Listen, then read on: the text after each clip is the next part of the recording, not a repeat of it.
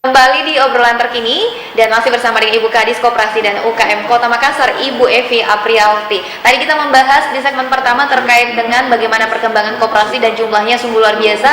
Ada 900 koperasi yang ada, bahkan keanggotanya bisa mencapai 5.000 orang, terutama di wilayah Kecamatan Ujung Pandang, dan hal itu menjadi perkembangan yang sangat pesat untuk Kota Makassar. Tapi kita ingin mengetahui, karena banyak juga ternyata yang membentuk atau mendirikan koperasi hanya untuk mendapatkan bantuan modal, Ibu Kadis ya. Nah, itu bagaimana, Ibu Kadis? Apakah di Makassar ini juga terjadi yang seperti itu? Kalau yang semacam ketika tadi sampaikan ada beberapa. Dalam hal pengurusan koperasi mereka itu semangat sekali mengurus koperasi, memasukkan, karena syaratnya itu minimal 20 anggotanya. Setelah terlengkap, mereka bisa membentuk suatu koperasi. Kami ada dapat yang begitu, ternyata mereka hanya belum kerja sudah minta bantuan. Kenapa langsung kita tebak? Karena contohnya begini.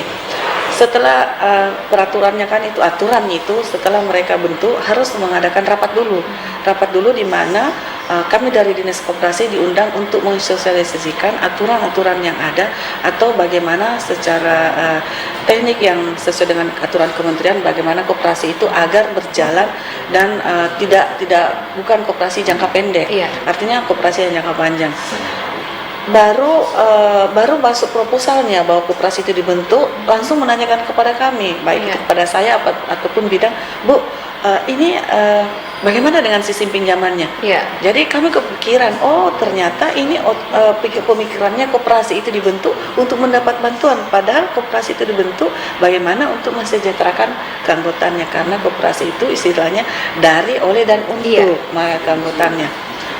Selalu kami menyampaikan, Pak, kalau memang misinya begitu, tidak usah bentuk koperasi, itu semacam KSU saja, bisa bersama kan, karena image-nya kalau mereka mendapat bantuan pasti pemikirannya itu yang dapat itu nanti pengurus dan ketuanya saja, bukan keanggotannya. Kenapa? Karena bisa saja mereka berpikiran bahwa saya yang awal bentuk, saya lah yang awal menyampaikan kepada Dinas Koperasi bahwa kami perlu dapat bantuan. Olehnya kalau kami dapat koperasi begitu, kami melakukan pengawasan melihat kelanjutannya dan bagaimana sistem yang digunakan. Kalaupun mereka bentuk sudah berjalan tapi tidak sesuai, kami bisa menyampaikan kepada notarisnya, karena koperasi itu harus ada akte yang dikeluarkan oleh notaris untuk memantau atau melihat tindak lanjut ke depan koperasi itu. Ya, koperasi dinyatakan sudah tidak bisa lagi diaktifkan, itu karena apa? Apakah karena kesalahan-kesalahan atau administrasi segala macam, atau bagaimana, Bu? Yang paling akhir dari langkah, karena setelah dibina mungkin ternyata tidak juga mengalami perkembangan dan sebagainya.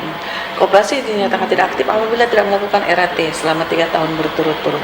RAT itu tujuannya agar mengevaluasi tahun berjalan, tahun mundur ke belakang, bagaimana kinerja pengawasan, bagaimana kinerja ketuanya dan keanggotannya, dan sistem pengelola usaha-usahanya.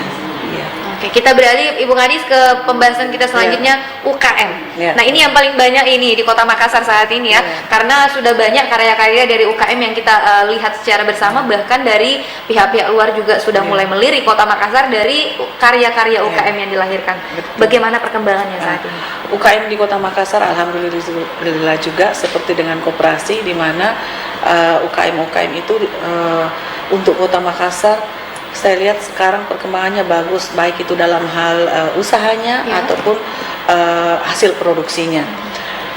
Khusus di Kota Makassar yang kami sekarang fokus itu bagaimana untuk usaha UKM pemula, di mana UKM pemula itu masuk juga baik itu dari mahasiswa ataupun ibu-ibu rumah tangga, untuk terkhusus untuk lorong-lorong untuk peningkatan usaha ekonomi masyarakat.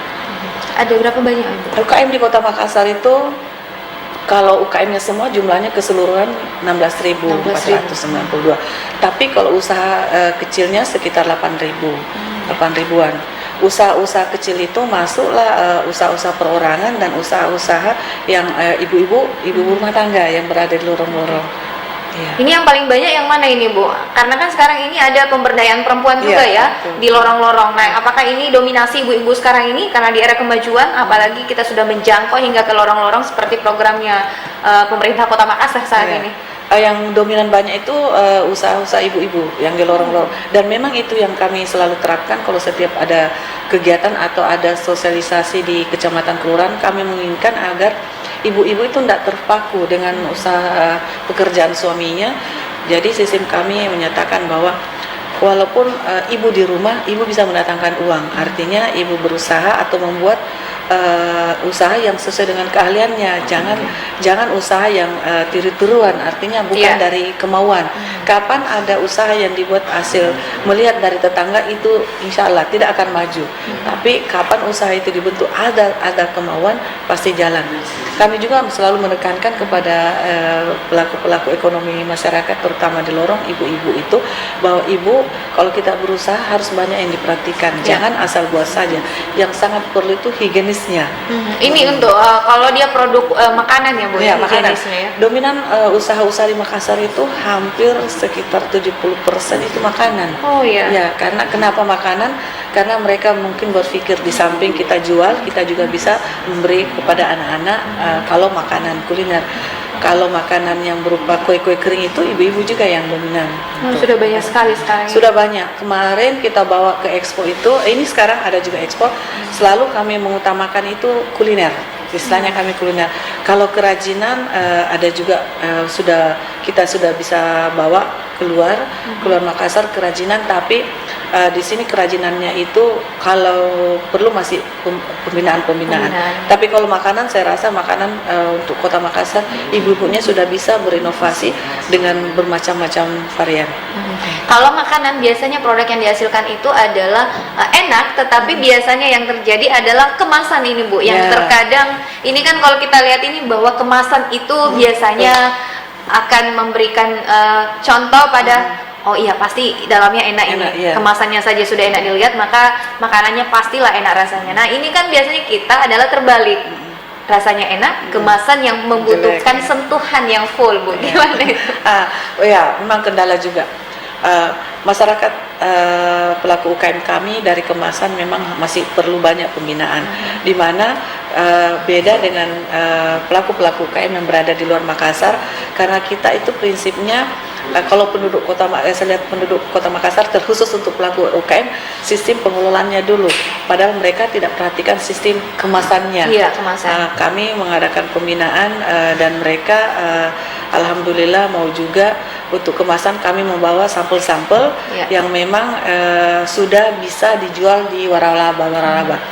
Sistem kemasan di Kota Makassar sudah ada, kita kerjasama dengan tingkat 1 APBD, melalui dana APBD, di mana sistem kemasannya itu yang memang sukses standar. Oke, kita masih melanjutkan perbincangan kita di segmen kita selanjutnya, namun kita harus jeda terlebih dahulu. Tetaplah di Opini Fajar TV dan Fajar Radio.